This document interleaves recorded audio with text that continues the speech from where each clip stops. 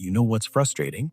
Watching football and instantly seeing the right pass, the right run, the right decision. But when you're actually on the pitch, you miss it. You hold the ball too long. You force a pass. You run into pressure. You make choices that you know are wrong the moment they leave your foot.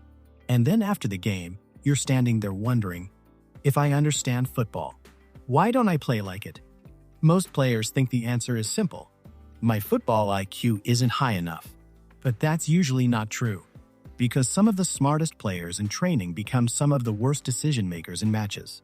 And today, I want to show you why. Because the thing ruining your decisions probably isn't your football IQ at all. It's something much deeper. And once you understand it, football starts feeling slower, clearer, and easier. Let's clear up one massive misunderstanding.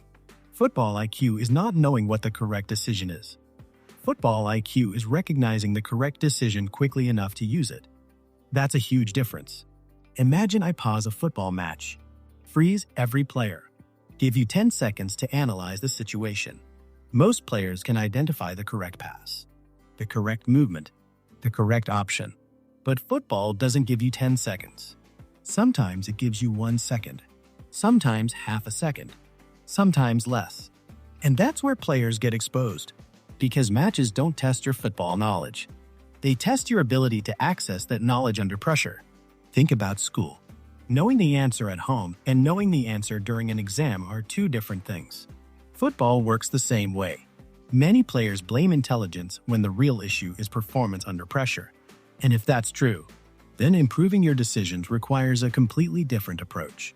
Here's the real reason most players make bad decisions. Their brain is overloaded.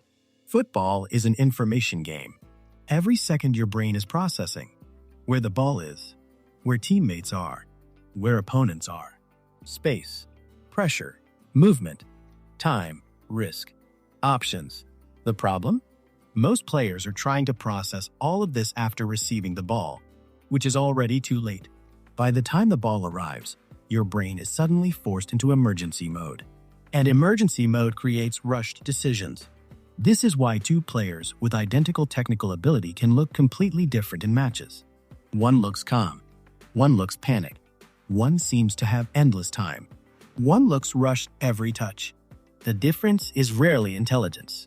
The difference is preparation before the ball arrives. Elite players don't make decisions faster because they're smarter. They make decisions faster because they started thinking earlier. And that's where everything changes. Lesson 1. Your decision is made before your first touch. Most players think receiving the ball is the start of the action. It's not. The action started several seconds earlier. Watch top midfielders. Before receiving possession, they're constantly checking. Looking left, looking right, checking shoulders, scanning space, scanning pressure, scanning teammates. By the time the ball reaches them, they've already built a picture of the field. The decision isn't happening now. The decision happened earlier. That's why they look calm. And that's why average players look rushed. Imagine someone asks you a difficult question. If you've been thinking about it for 30 seconds, you'll answer smoothly.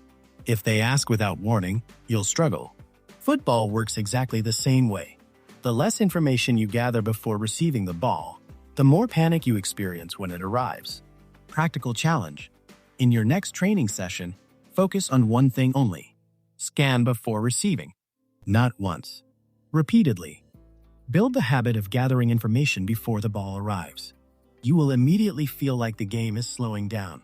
Because in reality, you're simply becoming prepared earlier. Lesson 2. Fear destroys decision-making. This is the part nobody talks about. Many bad decisions aren't tactical mistakes. They're emotional mistakes. Think about the last time you forced a pass, or dribbled into trouble, or cleared the ball unnecessarily. Were you confused? Or were you scared? Fear changes decision-making. Fear of losing possession.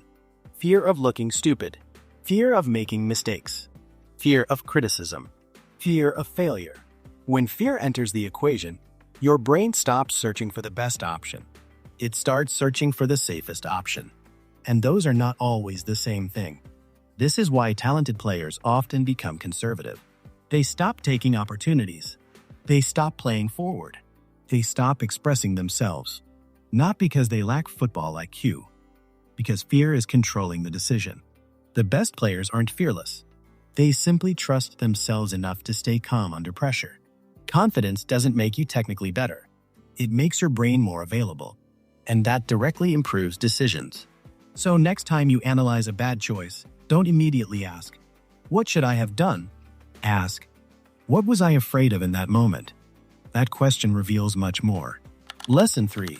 Your training is creating your match decisions. Here's an uncomfortable truth. Many players train in a way that actually makes decision-making worse. They spend hours doing drills with predictable outcomes. No pressure, no uncertainty, no opponents, no consequences. Then they're surprised when matches feel chaotic. Football decisions improve through exposure to decisions, not through isolated repetition alone. Think about it. If every training drill has only one obvious answer, you're not training decision-making. You're training execution. Both matter, but they're different skills. The best football brains develop by repeatedly solving problems. Small-sided games, positional games, pressure situations, overloads, transition moments, environments where players must constantly adapt. Because football is not a memory test. It's a problem-solving test. And the players who improve fastest are usually the players who spend more time solving football problems, not just repeating football movements. Lesson 4. You're playing too fast. This sounds strange, because football is a fast sport. But many players actually rush, and rushing creates mistakes. Watch young players under pressure. Everything becomes urgent. Touches become rushed. Passes become forced. Movements become chaotic. They think speed means acting immediately. Elite players understand something different. Speed is not rushing. Speed is clarity. A player who sees the picture early can play quickly without panicking. A player who sees the picture late feels rushed. One player looks composed. The other looks frantic. Same tempo, different preparation. One of the easiest ways to improve decisions is to stop treating every situation like an emergency. Sometimes the best option is one touch. Sometimes it's 3. Sometimes it's a pass. Sometimes it's keeping possession. The goal isn't to play fast. The goal is to play correctly. Ironically, players who focus on correct decisions usually end up playing faster anyway, because clarity naturally creates speed. Lesson 5. The best players recognize patterns. This is where football IQ actually comes from, not intelligence. Experience. Patterns.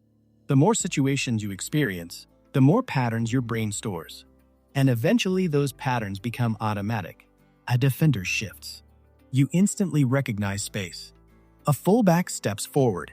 You immediately attack behind. A midfielder turns.